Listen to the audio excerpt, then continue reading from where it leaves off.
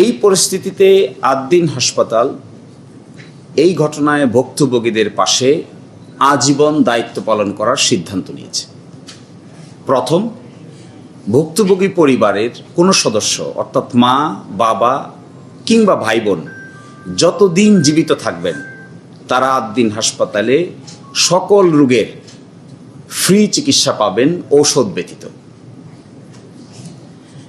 দ্বিতীয়ত, আদ্দিন হাসপাতালের medical college সমূহে কোনো উপযুক্ত ছাত্র যদি থাকে এই পরিবারের, তারা বিশেষ বৃত্তিতে এই মেডিকেল কলেজগুলোতে পড়াশোনা। এছাড়াও এই পরিবারগুলোর কেউ যদি মনে করে তারা উপযুক্ত হন, তাহলে আদ্দিন হাসপাতাল সংক্রান্ত প্রতিষ্ঠানগুলোতে তারা চাকরি পাওয়ার হকদার হবেন।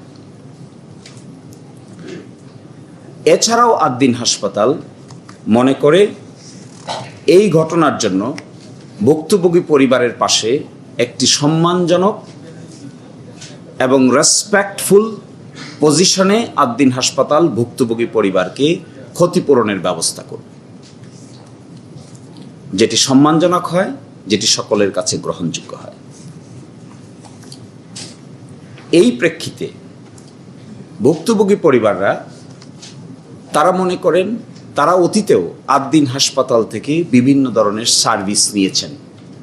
কেউ কেউ আছেন যাদের সন্তানেরা এখানে নরমাল ডেলিভারিতে অতীতে জন্মগ্রহণ করেছেন।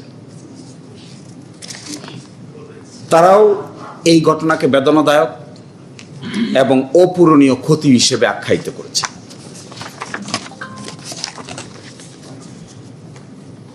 ভিকটিম পরিবারের কাছে প্রাপ্ত তথ্য এবং দুটো তদন্ত রিপোর্ট একসাথে পাওয়ার প্রেক্ষিতে তাদের পক্ষ থেকে কমেন্ট হলো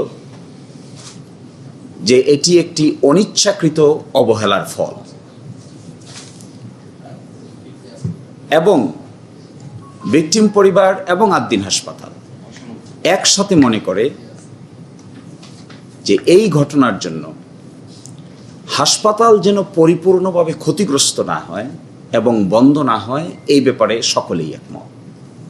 কিন্তু যে বা যার অবহেলার কারণে এই ধরনের ঘটনা ঘটেছে, সে বা তার উপযুক্ত আইনি পদক্ষেপও তারা দাবি করে।